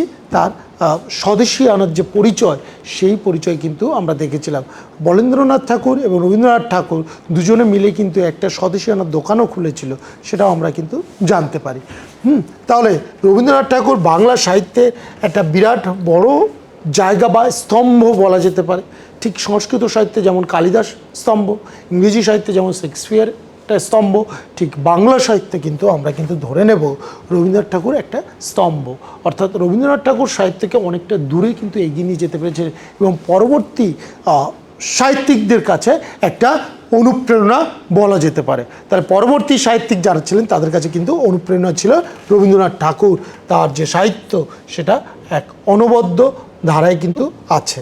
এরপরে দেখো নজরুল আমাদের ছিল আধুনিক সাহিত্যের মধ্যে, কাজী নজরুল ইসলাম, তাকে বিদ্রোহী কবি হিসেবে ধরা হয়। এবং ঠিক তারপরে আমরা পাচ্ছি আর বলা যেতে পারে যে শঙ্খ ঘোষ, সুনীল গঙ্গোপাধ্যায়, একদম আধুনিক যুগে পদাতিক কবি সুভাষ মুখোপাধ্যায়, শক্তি চট্টোপাধ্যায়, এনাদেরকেও কিন্তু আমরা আধুনিক সাহিত্যের মধ্যে কিন্তু পাচ্ছি। এবং ত্রয়ী বন্দ্যোপাধ্যায়, বিভূতিভূষণ বন্দ্যোপাধ্যায়, মানিক বন্দ্যোপাধ্যায়, তারাশঙ্কর বন্দ্যোপাধ্যায়, তাদের লেখা এক অনবদ্য বাংলা সাহিত্যকে রেখেছে। এবং আমরা যদি আরেকটু যাই সামাজিক প্রেক্ষাপটের ভিত্তিতে আশাপূর্ণা দেবী, মহাশ্বেতা দেবী, তাদের লেখাও কিন্তু অনবদ্য। তারপরেও আমরা সত্যজিৎ রায় আছে, সেগুলো আমরা আধুনিক সাহিত্যের মধ্যে, শরদিন্দু বন্দ্যোপাধ্যায় আছে। হ্যাঁ, তাহলে এই লেখাগুলো কিন্তু আমরা সব আধুনিক যুগে এই সমস্ত সাহিত্যিকদের লেখা কিন্তু আমরা কিন্তু পাচ্ছি। এরপর আমরা জানবো আর্কিটেকচারাল হেরিটেজ অফ বেঙ্গল। এখানে দেখো এই জায়গাটা আমরা একটু বলি, আমাদের অ্যাপটি প্লাস থেকে বেশ কিছু সিরিজ পরপর প্রকাশিত হচ্ছে, তোমরা চাইলে কলেজ স্ট্রিট থেকেও নিতে পারো এবং চাইলে আমাদের এখান থেকেও কিন্তু সল্টলেক ক্যাম্পাস থেকেও কিন্তু তোমরা নিতে পারো, সেটাও দেখতে পারো। এবার একটু বলে দিই architectural heritage of Bengal. Bengal architectural heritage spans across Bangladesh and the Indian states of West Bengal, Tripura, Assam's, Barak valley and parts of Bihar and Jharkhand. তাহলে এই যে আর্কিটেকচারাল হেরিটেজ, বাংলার যে স্থাপত্য ঐতিহ্য, এই বাংলার স্থাপত্য ঐতিহ্য কিন্তু একটা বিরাট জায়গায় কিন্তু রেখেছিল, সেটা কিন্তু আমাদের কিন্তু মাথায় রাখতে হবে। তাহলে এই স্থাপত্য বা যে কালচারাল যে দিকটা, সেখানেও কিন্তু আমরা ঠিক সাহিত্যের মতো তিনটে ভাগে কিন্তু ভাগ করতে পারি, একটা প্রাচীন যুগ, একটা মধ্যযুগ আর একটা আধুনিক যুগে। তো দেখো 1204 থেকে আমরা কিন্তু এই সময় পর্ব থেকে ধরছি ancient Bengali architecture. First millennium BC, যেটা 1204 সি, সেটা আছে this areas of Bengal connected to vast network of urban and trading hubs extending to ancient Persia. আচ্ছা, এই জায়গায় আমি একটু বলে দিই archaeological sites like Mahasthangarh, Paharpur, Wari, Bateshwar ruins and Chandraketugarh and Mayanamati stands a testament to a highly organized urban civilization. এবার দেখো এই যে আমরা পাচ্ছি বাংলায় মহাস্থানগড়, যেটা অ্যাকচুয়ালি ছিল কোথায়, যেটা পুণ্ড্রনগর নামে পরিচিত ছিল। এই পুণ্ড্রনগর নামে যেটা পরিচিত ছিল সেটা কিন্তু মহাস্থানগড়, যেটা বাংলার রাজধানীও ছিল একটা সময় এই পুণ্ড্রনগর। এখানে একটু বলে দেওয়া প্রয়োজন যে এই পুণ্ড্রনগর বা মহাস্থানগড় ছিল মৌর্য, পাল এবং সেনদেরও কিন্তু রাজধানী পুণ্ড্রনগর বা মহাস্থানগড়। এইখানে মহাস্থানগড় অ্যাকচুয়ালি অবস্থিত বগুড়া জেলায়, যেটা বর্তমান বাংলাদেশ। তখন তো বাংলাদেশ ভাগ হয়নি। বগুড়া জেলায় শিবগঞ্জ বলে একটি জায়গা ছিল, সেখানে ওই শিবগঞ্জ উপজেলা, বোধহয় শিবগঞ্জ উপজেলা, সেখানে করতোয়া বলে একটি নদী ছিল, তার পার্শ্ববর্তীতেই বা পশ্চিম তীরেই এর ধ্বংসাবশেষ কিন্তু পাওয়া গেছে। কার? এই মহাস্থানগড়ে। এরপর এই মহাস্থানগড় এমন একটি জায়গা যেখানে কিন্তু আমরা দেখেছিলাম যে চীনা পরিব্রাজক হিউয়েন সাং, তিনিও কিন্তু এখানে কিন্তু এসেছিলেন। সময়টা বলা যেতে পারে ওই 639 থেকে 645 এই সময় তিনি কিন্তু চীনা পরিব্রাজক কোথায় এসেছিলেন? এই মহাস্থানগড়ে এখানে কিন্তু এসেছিলেন। এবং এই গড় ছিল একটা সময় লক্ষণ সেনের সময়ও কিন্তু এই গড় ছিল। তাহলে লক্ষণ সেনের সময় মানে আমরা কোন সময়টাকে ধরতে পারি? অ্যাকচুয়ালি লক্ষণ সেনের সময় মানে কিন্তু আমরা কিন্তু 1082 থেকে 1082 থেকে 1125 এই সময় পর্বটাকে আমরা ধরতে পারি। তাহলে সেই সময় কিন্তু আমরা কিন্তু পাচ্ছি এই মহাস্থানগড়ের কথা। এরপর পাহাড়পুর আছে, ওয়ারি বত্রেশ্বর আছে, রুইন্স, চন্দ্রকেতুগড় আছে। চন্দ্রকেতুগড় এটা আমাদের পশ্চিমবাংলায়, এটা হচ্ছে উত্তর চব্বিশ পরগনা, হ্যাঁ, উত্তর চব্বিশ পরগনার দেগঙ্গায় অবস্থিত ছিল এই চন্দ্রকেতুগড়, অর্থাৎ বেড়াচাপা দেগঙ্গা থানায় অবস্থিত এটা ছিল। এইবার প্রশ্ন হলো এই চন্দ্রকেতুগড় এটা অ্যাকচুয়ালি যে সভ্যতার আবিষ্কার করেন তার প্রাণপুরুষ ছিল দিলীপ কুমার মৈতে। তিনি কিন্তু এই সভ্যতা আবিষ্কার করেছিলেন এবং এই সভ্যতার বলা যায় আবিষ্কর্তা প্রাণপুরুষ হিসেবে কিন্তু ধরে নেওয়া যায়। তাহলে কাকে আমরা ধরবো? দিলীপ কুমার মৈতেকে, এই সভ্যতা যে আবিষ্কার করেছিলেন কোনটা, এই চন্দ্রকেতুগড়, সেটাকে কিন্তু আমরা কিন্তু পাচ্ছি। এইখানে আমরা বিভিন্ন ওই চন্দ্রকেতুগড়ের মধ্যে সেই সময় আমরা যা যা পেয়েছিলাম আর্কিটেকচারাল, যে বাংলায় একটা বড় দিক এখান থেকে কিন্তু আমরা পাচ্ছি। কোথায়? চন্দ্রকেতুগড়ের এখান থেকে কি কি ছিল? মৃৎশিল্প ছিল, এখান থেকে আমরা পেয়েছিলাম। পাশাপাশি আমরা পুতুল খেলা, মুদ্রা বা প্রাণীর প্রতীক বা দেবদেবীর মূর্তি এই সময় কিন্তু আমরা পাচ্ছি নমুনা হিসাবে। চন্দ্রকেতুগড়ের বিভিন্ন যে মূর্তি বা তাদের যে বিশেষ যে স্থাপত্য যেগুলো ছিল সেগুলো কিন্তু আমরা এই সময় পাচ্ছি। বাংলা স্থাপত্য ভাস্কর্যের দিক থেকে অনেকখানি এগিয়ে। তো আমরা যে সময়টা পাচ্ছি সেটা ধরে নাও 7ম শতক, 8ম শতকের দিকে এই সময় কিন্তু আমরা পাচ্ছি চন্দ্রকেতুগড়, মহাস্থানগড়, পাহাড়পুর, এইসব জায়গাগুলো আমরা পাচ্ছি। এরপর Mainamati stand testaments to a highly organised urban civilisation, গ্রামীণ সভ্যতা। আমরা এর আগেও পেয়েছিলাম, একদম যদি পাই তাহলে ওই মহেঞ্জোদারো সভ্যতা, হরপ্পা সভ্যতা আমরা সারা ভারতে তখন পেয়েছি, কিন্তু বাংলায় কিন্তু আমরা এগুলো পাচ্ছি। এরপরে আমাদের যে শিল্পগুলো বাংলায় যে সমস্ত শিল্পগুলো সাধারণ মানুষের দ্বারা তৈরি, যে শিল্পগুলো যে সাধারণভাবে তৈরি হয়েছিল, তার মধ্যে একটা টেরাকোটা ও হলমার্ক। এই টেরাকোটা শিল্প কী ছিল? Lacking natural stone reserves, Bengali builders ingeniously utilized terracotta craft from the region, abundant clay as a primary construction material, bricks and terracotta plaques become distinctive features of Bengali architecture. এখানটা একটু বলে দেই যে terracotta শিল্প actually স্থাপত্য কি, architecture কি, দুটো ভাগে, একটা স্থাপত্য, একটা ভাস্কর্য। স্থাপত্য শিল্পটা কি? যেখানে বিভিন্ন ইট কাঠ বালি দিয়ে কোনো কিছু বড় বড় তৈরি হচ্ছে, মানে ইট বালি এসব দিয়ে বড় বড় পাথর দিয়ে তৈরি হচ্ছে, যেগুলো যেমন ধরো কোনো মসজিদ, কোনো ধরো তোমার বলা যেতে পারে যে ওই মানে বড় বড় যে সমস্ত আর্কিটেকচারগুলো তৈরি হচ্ছে, ধরো মসজিদকে আমরা একটা ধরতে পারি, আমরা ধরতে পারি বিভিন্ন মন্দির, বা মন্দিরও তো আমরা সেটা আবার ভাস্কর্যের মধ্যে আমরা ফেলবো। তার কারণ হলো এটা ভাস্কর্যের মধ্যে পড়ছে, কারণ সেখানে খোদাই করা হচ্ছে, সেটাকে আমরা বলতে পারি। স্থাপত্য শিল্প যেখানে অনেক পুরনো যেগুলো তৈরি করা হচ্ছে, ধরো কোনো বড় বড় শিল্প, বাড়ি ঘর থেকে শুরু করে সমস্ত কিছু স্থাপত্যের মধ্যেই কিন্তু পড়ছে।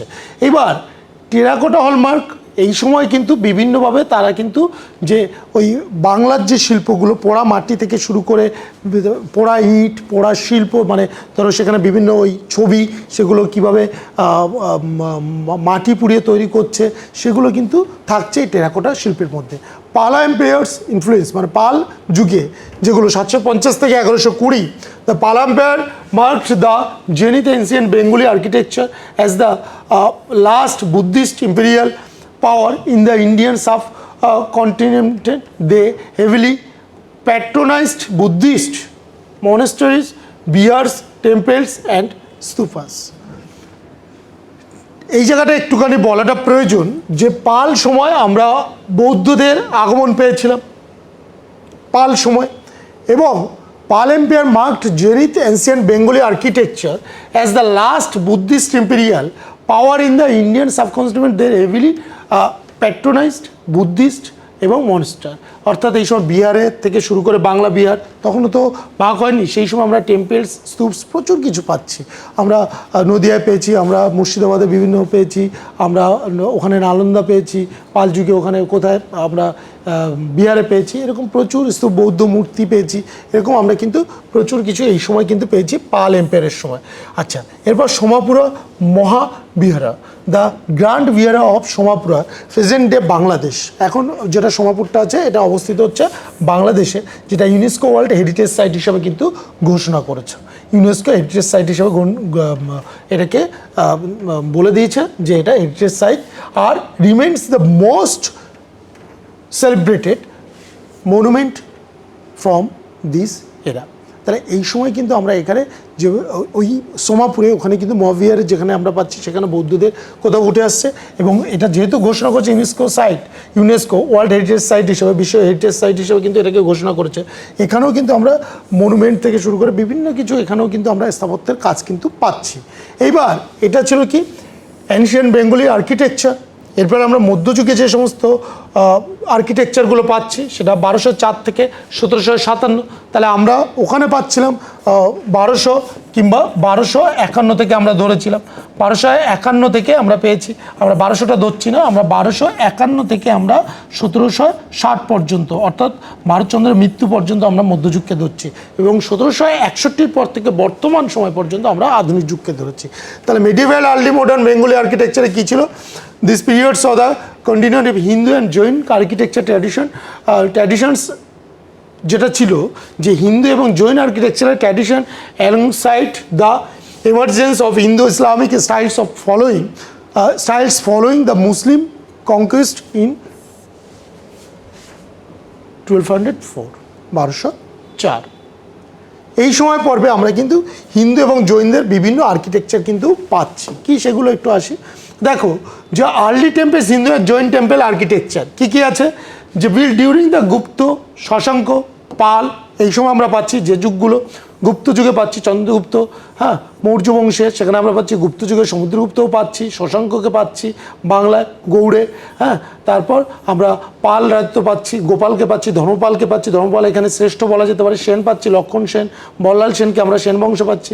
এই dynasty 5th century onwards many of those early temples are now in ruins. The Sena dynasty of মানে সেন ডাইনেস্টি, যেটা ঢাকেশ্বরী টেম্পল ইন ঢাকা, এই ঢাকেশ্বরী টেম্পলটা এখন কোথায় আছে, ঢাকায় আছে। এই সঙ্গে আরও অনেক কিছু পেয়েছিলাম, আরও অনেক আর্কিটেকচার আমরা কিন্তু পেয়েছি যেগুলো বাংলার গর্ব এখন বলা যেতে পারে। Through significantly reviewed stands as a notable example and is now Bangladesh national temple. হ্যাঁ, তাহলে এই টেম্পলটা কিন্তু এখন বাংলাদেশে, এবং এটা হচ্ছে ন্যাশনাল টেম্পল হিসেবে, জাতীয় টেম্পল হিসেবে আছে। ঢাকেশ্বরী টেম্পল ইন ঢাকা, সেটাও কিন্তু ওখানে কিন্তু আমরা পাচ্ছি। এবার দেউলিয়া স্টাইল, যেটা unique Bengali temple style, the Deulia and Deul emerged between the 6th and 10th centuries. This temple typically lacked the mandapa assembly hall and consisted mainly the shirni and a deul tower above it. এখানে একটু দেখে নাও। এরপর আমরা দেউলিয়া style যেটা পেয়েছি, roofing style, মানে এগুলো কি হচ্ছে যে আর্কিটেকচারের আরেকটা দিক ছিল। এই রুফিং ছিল বিভিন্ন একচালা, দোচালা, তিনচালা, হ্যাঁ, এরকমভাবে ঘরে আটচালা, হ্যাঁ, এরকম যে চালাগুলো ভাগ করে করে, সেটাও কিন্তু আর্কিটেকচারের মধ্যে কিন্তু পড়েছিল। অর্থাৎ আর্কিটেকচারে পটুয়া শিল্প আমরা পাচ্ছি, পট শিল্প আমরা পাচ্ছি আর্কিটেকচারের মধ্যে। এবং আর্কিটেকচারের মধ্যে কিন্তু আমরা আরও একটা জিনিস, যেটা সেখানে কিন্তু এই জিনিসটাও আমাদের অবশ্যই মিডিয়াল এরাতে, সেখানেও আমরা কিন্তু পেয়েছিলাম শাহজালালের যে সুফি দরবেশ, সেখানেও আমরা কিন্তু পেয়েছি। এটাও কিন্তু বাংলাদেশে।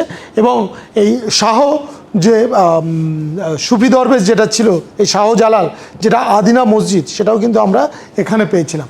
এটাও কিন্তু সেই সময় একটা বড় জায়গা, সেটাও কিন্তু আমাদের কিন্তু মাথায় রাখতে হবে। তাহলে আর্কিটেকচারের জায়গায় আহসান মঞ্জিল, যেটা বুড়িগঙ্গা নদীর তীরে, এটাও আমাদের একটা বড় বিষয়, যেটা হচ্ছে তোমার কী ছিল, আহসান মঞ্জিল। এই নামটাও কিন্তু উল্লেখযোগ্য, যেটা বাংলাদেশে বুড়িগঙ্গা নদীর তীরে অবস্থিত আহসান মঞ্জিল।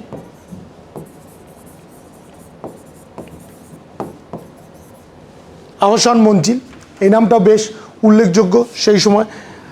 এটা ঢাকার ইসলামপুর কুমোরটুলি এলাকায় যেটা ছিল, সেখানে অবস্থিত ছিল। এটা বর্তমান এখন জাদুঘর হিসেবে ব্যবহৃত হয় বাংলাদেশে। পাশাপাশি এটা ছিল মানে এটা তৈরি করেছিল নবাব আব্দুল গনি, তার পুত্রের নামে কিন্তু এটা দিয়েছিল। পুত্রের নাম ছিল আহসান উল্লাহ, হ্যাঁ, তার পুত্র, তার নাম অনুসারে কিন্তু দিয়েছিল আহসান মঞ্জিল। হ্যাঁ, এটা এখন বর্তমান সেটা, এটাও কিন্তু এখানে কিন্তু আমরা পেয়েছি এই আর্কিটেকচার। তাহলে এটাও কিন্তু আমাদের একটু মাথায় রাখতে হবে। এটা শুরু হয়েছিল 1859, 1859। এরপর দেখো রুফিং স্টাইল, আমি বললাম Bangla Hindu temple architecture disuse by the unique roofing style closely mirroring the paddy proofed and buildings rural Bengal. দেশ মানে এটা গ্রামের দিকে এটা হতো, রুরাল বেঙ্গলে। দোজ স্টাইল ইনক্লুড জোর বাংলা, দোচালা, চারচালা, আমি বললাম আটচালা, একচালাও ছিল, হ্যাঁ, এইসব প্রভৃতি কিন্তু এগুলো এখানে কিন্তু ছিল। রুফস, এটাও কিন্তু একটা স্থাপত্যের মধ্যে কিন্তু ছিল, যেখান থেকে হেভি রেনফল থেকেও কিন্তু মানে বাঁচাতো, বিকাম এর ডিপেন্ডিং ক্যারেক্টারিস্টিক্স, এটাও কিন্তু মাথায় রাখতে হবে। আচ্ছা, টেরাকোটা শিল্প, এটা terracotta reels many temple from the 17th century onwards, a period temple building revival are adorned with intricate terracotta reliefs on their outer walls. Bishnupur in West Bengal and renowned for its 17th and 18th century. মানে 1700 এবং 1800, মানে 17 শতক এবং 1800 শতকে সময় আমরা এই terracotta শিল্পকে কিন্তু পাচ্ছি। Built Malla dynasty and showcasing diverse roof style and terracotta artistry. অর্থাৎ এই যে টেরাকোটা শিল্প, এটাও কিন্তু একটা বিরাট বড় জায়গা বাংলায় কিন্তু সেই সময় উঠে এসেছিলো। তাহলে দুটো জিনিস আমরা, দেউলিয়া স্টাইল, রুফিং স্টাইল এবং টেরাকোটা, এই তিনটে এবং পাশাপাশি টাওয়ার স্টাইল, এটাও কিন্তু সেই সময় বাংলায় একটা বড় জায়গায় কিন্তু এনেছিল। তাহলে এই টেরাকোটা রিলিফ যেটা ছিল, টেরাকোটা শিল্প, এটা প্রাচীন বাংলার একটা নিদর্শন, যেটা মধ্যযুগেই কিন্তু হয়েছিল এবং এখানেও কিন্তু হিন্দু জৈন টেম্পেলে আর্কিটেকচারগুলো এখানে কিন্তু উঠে এসেছিলো এই টেরাকোটা শিল্পের মাধ্যম থেকে, ঠিক আছে। আর এটা মূলত ছিল কি বিষ্ণুপুরের দিকে।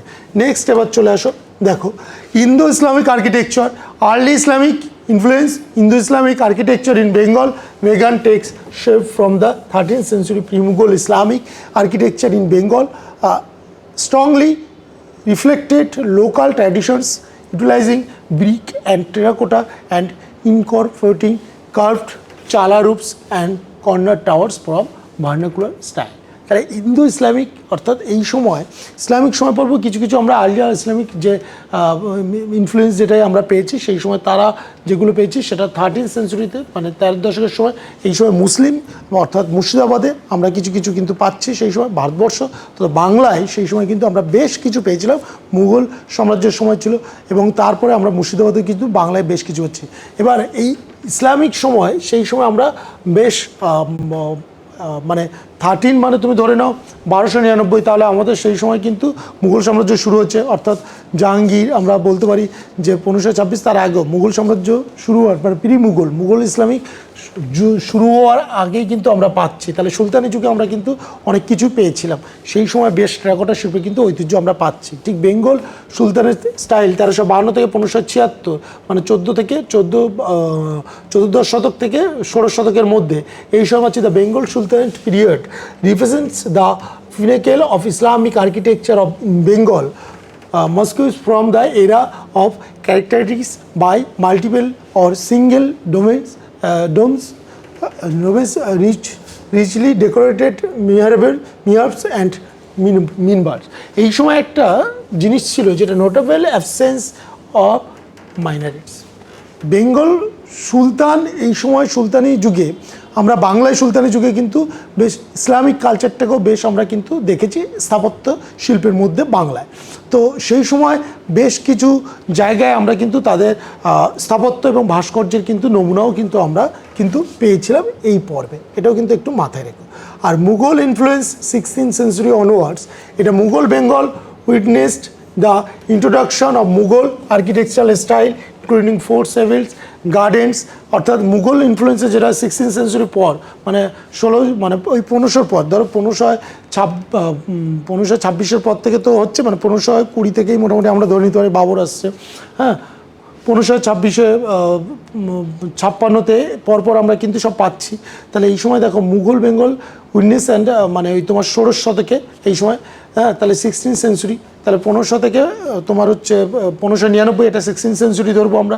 তাহলে এই সময় আমরা কিন্তু বেশ কিছু পাচ্ছি স্থাপত্যের কারুকার্য, সেখানে হেভেলস ছিল, গার্ডেন্স ছিল, সেসব কারুকার্যগুলোকে আমরা কিন্তু পেয়েছি। Mughal Bengali mosques developed their own professional style often incorporating the dochala roof, অর্থাৎ রুফ কালচার এখানেও পেয়েছি, tradition from Bengal into north Indian Mughal architecture, তাহলে নর্থ ইন্ডিয়ান মুঘল আর্কিটেকচারের মধ্যে আমরা কিন্তু এটাও রূপ কালচারটাও আমরা কিন্তু পাচ্ছি। আর Dhaka and Murshidabad emerge and centre of Mughal architecture in Bengal, অর্থাৎ ঢাকা এবং মুর্শিদাবাদেও কিন্তু আমরা এই জায়গাটাও কিন্তু বিশালভাবে মুঘল আর্কিটেকচারের যে মানে কারণ মুঘল শিল্প সেই সময় একটুখানি জেনে রাখো যে মুঘল শিল্প সেই সময় কিন্তু প্রায় যখন হয়ে যাচ্ছে, মুঘলদের ওখান থেকে যারা স্থাপত্য শিল্প হচ্ছে তারা কিন্তু ওখান থেকে ভারতবর্ষ থেকে অনেক শিল্পী তখন কিন্তু নদিয়ার এদিকে কিংবা তোমার মুর্শিদাবাদের এদিকে কিন্তু চলে এসেছিলো, এবং নদিয়ায় তুমি জানো প্রচুর মন্দির সেখানে আছে তোমরা জানো, এবং মুর্শিদাবাদের দিকে প্রচুর স্থাপত্য ভাস্কর্যের কাজ হয়েছে সেটাও তোমরা সে বিষয়ে কিন্তু জানো। হ্যাঁ, তো বিভিন্ন মসজিদ সেখানে কিন্তু আমরা কিন্তু পাচ্ছি। এরপরে আমরা যেটা পাবো সেটা ব্রিটিশ কলোনিয়াল পিরিয়ড, এটা হচ্ছে 1757 থেকে 1947। 1757 অর্থাৎ সেই সময় আমরা ধরে নিচ্ছি যে পলাশির যুদ্ধ, অর্থাৎ পলাশির যুদ্ধ আমরা কিন্তু 1757-তে পাচ্ছি। 1756-তে ছিল তোমার সিরাজদৌল্লা, এবং সিরাজদৌল্লার কাছ থেকে সেই সময় ইংরেজদের হাতে কিন্তু চলে যাচ্ছে ভারতবর্ষে স্বাধীন। তাহলে এই সময় থেকে আমরা কিন্তু পাচ্ছি, এবং 1947-এ আমরা স্বাধীন হচ্ছি। তাহলে 1757 এই সময় আমরা পাচ্ছি। আলিবর্দী খাঁর পর বসেছিলেন সিংহাসনে, বাংলার সিংহাসনে তখন বসেছিলেন সিরাজদৌল্লা। হ্যাঁ, তো তার আগে বসেছিলেন মুর্শিদ কুলি খাঁ, তার আগে বসেছিলেন তোমার, তারপরে বসেছিলেন সুজাউদ্দিন। হ্যাঁ, তো পরপর তারা বসেছেন, এবং সেখান থেকে আমরা কিন্তু ইন্দো এই যে জায়গাটা আমরা পাচ্ছি ওল দি বেঙ্গল ফ্যামিলিস, হ্যাঁ, জমিদার্স অ্যান্ড ট্রেডার্স, এই সময় কিন্তু আমরা পাচ্ছি জমিদার প্রথা, তারপর মহাজন প্রথা, এইসব এমপ্লয়েড ইউরোপিয়ান আর্কিটেকচার, এবং এই সময় কিন্তু বেশ কিছু আর্কিটেকচার ইউরোপিয়ান ভাবনার দ্বারা সেগুলো তৈরি হয়েছিল স্ট্যান্ডিং ইন দ্য উডস। কারণ এই সময় ইংরেজরা চলে এসছে, ইংরেজরা আসার পর কী হচ্ছে সেই সময় আমরা কিন্তু দেখতে পাচ্ছি এই জায়গাগুলো, এবং সেখানে আমরা পাচ্ছি the style combined European architectural elements with Indian particularly Mughal and Rajput features. তাহলে এই সময় একটা সম্পৃক্ত হচ্ছে কি রাজপুত, মুঘল রাজপুতের এক সংযোজনে তৈরি হচ্ছে বাংলার বিভিন্ন তখন স্থাপত্য ভাস্কর্যের দিকগুলো। বেশ, এবার দেখো ইনক্লুড আহসান মঞ্জিল, কুরজন হল, Chittagong court building and Hazarduari place. তাহলে এগুলো আমরা মুর্শিদাবাদে এখানে পাচ্ছি, হাজারদুয়ারি প্লেস। হ্যাঁ, তাহলে এই যা Victoria Memorial in Kolkata design by Vincent is a prominent example of Indo Saracenic architecture. তার মানে আমরা এখানে কলকাতায় আমরা কিন্তু আরও একটা আর্কিটেকচার পাচ্ছি, এর হচ্ছে তোমার ভিক্টোরিয়া মেমোরিয়াল এটা পাচ্ছি। তাছাড়াও তো আমরা আরও পেয়েছি অনেক, তুমি বলতে পারো এখানে ভিক্টোরিয়া জাদুঘরও আছে পরবর্তীতে। তারপর পুরনো যা কিছু স্থাপত্য আমরা কিন্তু এখানে কলকাতায় অনেকগুলোই পাচ্ছি, সেগুলো কিন্তু এই সময় কিন্তু হচ্ছে, অর্থাৎ 1757 থেকে 1947-এর মধ্যে। আচ্ছা, এটা ইন্সপায়ার্ড হয়েছিল ভিক্টোরিয়া মেমোরিয়াল, এটা কিন্তু ইন্সপায়ার্ড বাই তাজমহল, এটাও কিন্তু একটুখানি Indo Saracenic architecture possible by inspired by the Taj Mahal. আচ্ছা, এটাও একটু মাথায় রেখো। নিউ ক্লাসিক্যাল আর্কিটেকচার, আচ্ছা নব্য আর্কিটেকচারের মধ্যে কী ছিল এটাও একটু বলে দিই, যে আধুনিক যুগে, হ্যাঁ, তাহলে এখানে ছিল European new classical architecture also gain popularity, যেটা ছিল specially trading city like Calcutta, Dhaka and Chittagong. This style is evident in building like the Indian museum, Metcalfe hall and town hall in Kolkata. তাহলে মিউজিয়াম আমরা এখানে দেখছি, মেটাকেভ হল দেখছি, আর town hall যেটা কলকাতা অবস্থিত, এবং হাইকোর্টও আছে তার মধ্যে আর একটা। মানে এটাও কিন্তু তৈরি ছিল সেই সময়। তাহলে এই যে পরপর আমরা যে, এবং রাজভবনও তো বলতে গেলে চলে এই সময় তৈরি হয়েছিল। হ্যাঁ, তাহলে সেগুলো কিন্তু ছিল ইংরেজদের সময়। তাহলে এটাও কিন্তু আমরা কিন্তু মাথায় রাখতে হবে, ইংরেজদের সময় এই জিনিসগুলো যে আমরা পাচ্ছি আর্কিটেকচারের মধ্যে, সেটাও কিন্তু আমাদের মাথায় রাখতে হবে। গথিক অ্যান্ড আদার ইউরোপিয়ান স্টাইলের মধ্যে আমরা অবশ্যই ক্যালকাটা হাইকোর্টকে রাখছি। হ্যাঁ, তারপর পালাডিয়ান যেটা হাজারদুয়ারি প্যালেস, ভিক্টোরিয়ান যেটা রাইটার্স বিল্ডিং, ভিক্টোরিয়ানে এখানে রাইটার্স বিল্ডিংটাকেও আমরা ধরছি, এখন যদি রাইটার্স বিল্ডিংয়ের কাজ হচ্ছে না, বন্ধই আছে। অ্যান্ড ইটালিয়ানটির যেটা টেলিগ্রাফ চেক অফিস, এটাও আমাদের কিন্তু আরেকটা ঐতিহ্য, ইংরেজদেরই তৈরি ছিল সেই সময়। Art deco influences arrive Calcutta the 1930 of later Chittagong during the 1950s of Deco bungalows were built in Kolkata, though many are now being replaced by high-rise building. তাহলে এরকম আমরা অনেকগুলোই কিন্তু স্থাপত্য ভাস্কর্যের নমুনা কিন্তু পেয়েছি আধুনিক যুগে, এবং আধুনিক যুগে এটা মাথায় রেখো যে স্থাপত্য ভাস্কর্য এখনও চলছে, এবং যে শিল্পকলা এখনও চলছে, সেখানে আমরা অবশ্যই আরও বেশ কিছু নাম কিন্তু পেয়েছিলাম।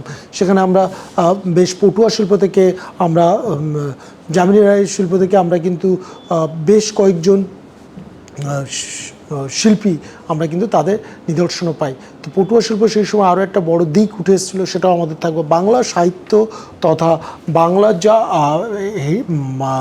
বলা যেতে পারে, বাংলার যে আর্কিটেকচারাল যে হেরিটেজ যে বিষয়টা আছে, সেখানে আমরা কিন্তু একটা বিরাট দিক বাংলাকে কিন্তু নতুন দিগন্তে নিয়ে যেতে পেরেছিল। তো আমরা মোটামুটি এই পার্টটা থেকে শিখলাম। ডিসক্রিপশন বক্সে সঞ্জয় স্যারেরও থাকবে, তোমরা ওখানেও দেখতে পারবে। আর এখানে আমারটা মোটামুটি তোমরা বুঝতে পেরেছো আশা করি, যে এই জায়গাটায় মোটামুটি তোমাদের অসুবিধা হবে না। ঠিক আছে, আজকে এই পর্যন্ত থাক। হ্যাঁ, পরবর্তী তোমরা দেখতে লাগো। আমরা আর সিরিজগুলো আমরা তো থাকছেই, এই পার্টটা যেহেতু আমাদের নতুন সিলেবাসের অন্তর্ভুক্ত, তো সেই জন্য এটাকে আমাদের কিন্তু রাখতে হচ্ছে।